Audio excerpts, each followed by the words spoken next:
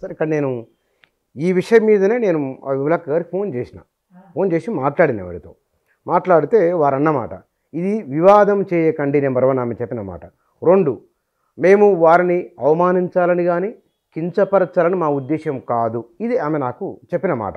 అంటే ఈ విషయంలో చేయగలిగింది ఏమీ లేదు, కానీ కావాలని చేయలేదు, కానీ ఒక నిర్ణయం ఒక పాలసీ ఒక విధానం మాకున్నది, దాన్ని మేము కట్టుబడి ఉండాలి కదా, ఒక ప్రాక్టీస్లో ఉన్నాం కదా అని ఆమె అన్నమాట. మరి ఎందుకు పిలవాలన్న మరి నేను వస్తానన్నా? పిలిచింది మీరే కదా. పిలిచినప్పుడు మీ పాలసీలో భాగంగా ఆలోచించి పిలవలేదా? మీ పార్టీ నిర్ణయంగా పిలిచినా రంగవల్లి పార్టీ మనిషి, నువ్వేదో అరుణోదయ కాదు కదా. నన్ను ఎప్పుడు పిలవలే మీరు, ఎందుకు పిలిచిండ్రు? పిలిచిన తర్వాత ఎందుకు వద్దు అన్నారు? తర్వాత ప్రత్యామ్నాయంగా అరేంజ్మెంట్ ఎందుకు చేసుకున్నారు? మీ పార్టీ ఏం పార్టీ అది? ఎవరు భయపడతారు అనుకుంటున్నారు? తర్వాత వివాదం చేయొద్దేంది, పిలుచుడేంది, అవమానించుడేంది, వివాదం. మీరు అసలే ఎస్సీ ఎస్టీ బీసీల మీద మీకు స్టాండ్ లేదు. అంటే మీకు ఏ మీటింగ్ అయినా మీరు బ్రాహ్మణులను పిలుచుకొని పూజ చేయించుకొని ప్రారంభించుకునేటోళ్ళు. నాకు తెలుసు మీ చరిత్ర. మీరు బీసీలు కావచ్చు, రాజన్న బీసీ కావచ్చు, అమర్ బీసీ కావచ్చు, లేదా విమల బీసీ కావచ్చు, కానీ నువ్వు దేశం మొత్తం మీద నాకు స్టేచర్ ఉన్నోడిని, ప్రపంచంలోనే నాకు గుర్తింపు ఉన్నోడిని, అంత చైల్డిష్గా ఎట్లా పిలుస్తారు నన్ను? అది చైల్డిష్ పని, అది ఆర్గనైజేషన్ పని. అది నన్ను పిలుస్తావు మళ్ళీ వద్దంటావా? వివాదం చేయకండి ఏంది? అంటే ఇంత ఉంటుందనే భావన లేదు. ఇందాక చెప్పి కదా అదే మాట. ఇప్పుడు కంచాయిలో ఏమనుకుంటారు? బచ్చగాడు అనుకుంటున్నారా? మీరు కాలేజీ మీద పాటలు రాసి పాడతారు, మీరు చేకూరు రామారావు మీద రాతలని పాటలు పాడతారు, వరవరరావుల మీద పాటలు పాడతారు. కంచాయిలే మీద పాట పాడినరా ఎప్పుడన్నా? ఎంత రాత రాసిండు కంచాయిలే? నేను పాడాలని మిమ్మల్ని అడగలేదు. బర్రె మీద పాడండి అంటే మీరు పాడరు. మీ విప్లవం పేరుతో ఆవు సిద్ధాంతం నడుస్తుంది. ఎవరికి చెప్తారు మీరు? వాళ్ళందరూ అట్లా కామన్గా అనొచ్చునా? ఏది వీళ్ళను మరి పార్టీ నిర్ణయమా? ఏం నిర్ణయం? పిలిచినప్పుడు ఇప్పుడు విమలను తనంతటి తాను నన్ను విలువాలని ఎట్లా నిర్ణయిస్తుందండి? ఎన్నేళ్ళ నుంచి విమలకు నేను తెలుసు. ఎప్పుడు విలువంది, ఇప్పుడు ఎందుకు పిలుస్తారు? మీరు మొన్ననే కదా 50 ఏళ్ళ విద్యార్థి పీడిఎస్యు ఇవి జరుపుకున్నారు. ఎవరిని పిలుచుకున్నారు మీరు? ఆనాడు నేను పీడిఎస్యులో పనిచేసిన కదా, నన్ను పిలిచినరా? మరి మీరు పిలవలేదు కదా. నేను అడిగినా, మీకు ఆహ్వానం లేదు దానికి? లేదు, నన్ను పిలవలే వాళ్ళు. నేను పీడిఎస్తో పనిచేసిన వాడిని 74, 75లలో, 76లలో. తర్వాత డిఎస్ఓ అనే సంస్థ, నాగిరెడ్డి గ్రూప్, దాంట్లో పౌర హక్కుల. నేను అనేది ఏంటి అంటే, మీరు అప్రజాస్వామికంగా పాలస్తీనా రక్షకులుగా ఇక్కడి ముస్లింలకు అండ పేరుతో ఇక్కడ ప్రొటెస్టులు మొదలుపెట్టి ముస్లింలకు నష్టం చేస్తారు. నేను తీసుకున్న స్టాండు 2 దేశాలుగా ఉండడమే సొల్యూషన్ అనేది, తర్వాత ఒక సామరస్య పద్ధతిలో చర్చించడం అనేది చాలా అవసరం. ఇక్కడ ముస్లింలు ఇరకాటంలో ఉన్నారు, వాళ్ళను కూడా మార్పు చెందమని అడుగుతున్నా నేను. మీరు పిల్లలకు హిజాబ్ కట్టకుండా స్కూల్కి పంపమంటే తప్పు. స్కూల్ నిర్ణయాలు స్కూల్కి ఉంటాయి, అన్ని మత నిర్ణయాలు స్కూల్ పాటించాల్సిన పని లేదు అని ఎప్పటి నుంచో రాస్తున్నా నేను ఒక పుస్తకం కూడా వేశాను కదా,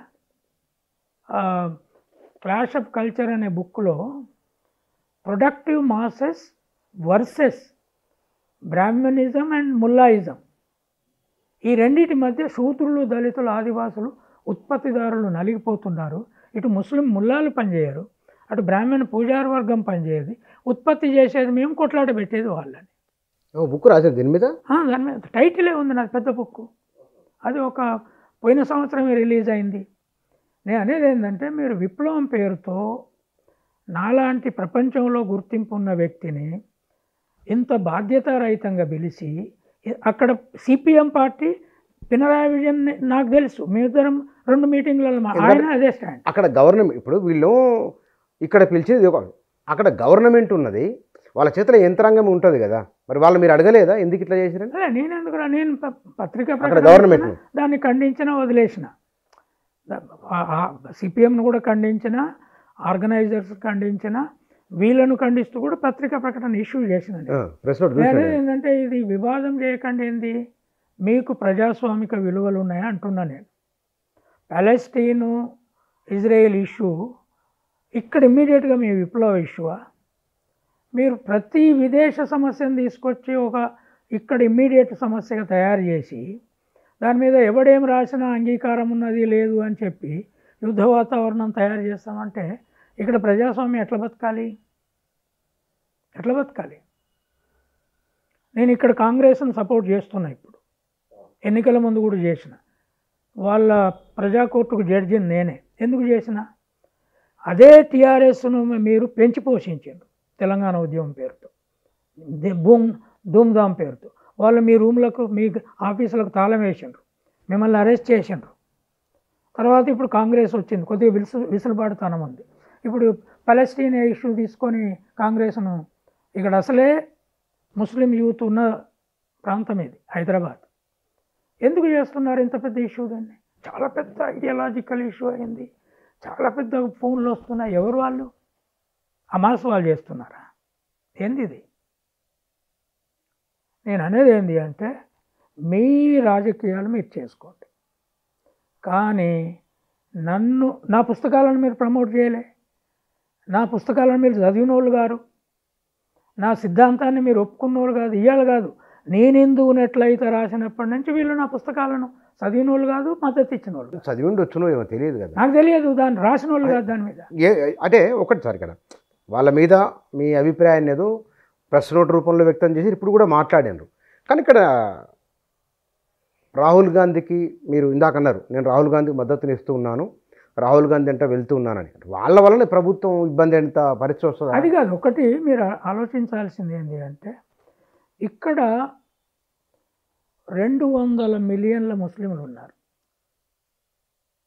రైట్? అంటే 20 కోట్లు ఉన్నారు.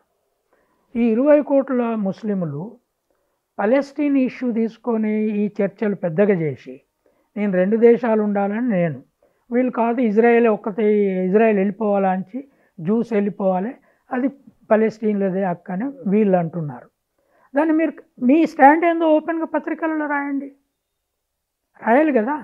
నేను ఓపెన్గా పత్రికల్లో రాసిన కదా, ఇదేదో వాట్సాప్ యుద్ధం కాదు కదా, రాయాలి. దీంట్లో ముస్లింలను కూడా బ్యాలెన్స్ చేయకపోతే ఇక్కడ వాళ్ళు ప్రొటెస్ట్లు మొదలు పెడితే హమాసిజం అనేదాన్ని దీన్ని వాళ్ళకు అంటగట్టి బీజేపీ ఏమైనా చేయొచ్చు. మొత్తం యూరోప్లో, అమెరికాలో ముస్లింలు ఇప్పుడు గుట్టు అని బతుకుతున్నారు ఇదే ఇష్యూ చేయబట్టి. పెద్ద ఎత్తున ప్రొటెస్ట్లు అయినాయి వాళ్ళకు వ్యతిరేకంగా. ఎందుకంటే వాళ్ళు జ్యూస్ను ఎల్లగొట్టాలనే స్టాండ్ మీద ఉన్నారు అక్కడి నుంచి. కానీ మీరు కూడా అదే స్టాండ్ మీద ఉన్నారనుకో, ఉంటే మీరు జాగ్రత్తగా లేదా మీకు ఇప్పటికైనా నేను చెప్తున్నా, మీకు భిన్న స్టాండ్ ఉంది.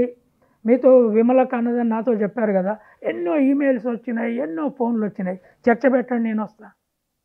మీ స్టాండ్ ఏందో మీరు చెప్పండి, వారి అభిప్రాయం ఏమిటో రికార్డ్ అయింది. మీ అభిప్రాయం వాళ్ళు కూడా అన్నది ఏంటంటే మీరు మరి ఇంత ఈ విషయాన్ని ఇంత సీరియస్గా తీసుకుంటారని, మిమ్మల్ని బాధ పెట్టాలని వారికి లేషన్ మాత్రం పర్సనల్గా ఇది నేను పెళ్లి చేసుకోవట్లేదు, నాకు పెళ్లి ఎత్తిపోతే నేను బాధపడుతున్నా. ఇది కంసాయిలే పెళ్లి లేకుండా బతుకుతున్నాడు. పెళ్లి ఎత్తిపోతే కాదు, లేదా నా కొడుకుదో బిడ్డదో ఏదో చేసిందని కాదు. ఇది ముస్లిం మొత్తం భారతదేశంలో ఉన్న ముస్లింలను ఇరకాటం లేసే స్టాండ్ మీరు తీసుకొని, నా స్టాండు తెలిసి మీరు నన్ను పిలిచి నన్ను మళ్ళీ రావద్దని తతంగం చేయడం అనేది మీకు ప్రజాస్వామిక బాధ్యత లేని పని. ఇది మీరు మారండి, నేను మారాలి ఎక్కడం తప్పు ఉంటే, ముస్లింలు మారాలి, ఆర్ఎస్ఎస్ బీజేపీని మారాలనే పోరాడుతున్నాం. తిరుపతి గుడిలో ఎస్సీ ఎస్టీ బీసీలు కూడా పూజారులుగా కావాలని చెప్పండి అని ఆర్ఎస్ఎస్ని ఎందుకు డిమాండ్ చేస్తున్నా? నేను ఎందుకు చేస్తున్నా? అందరం మారాలి, ఇక్కడ ఏం యుద్ధం చేసి చంపుకునేది కాదు ఇది.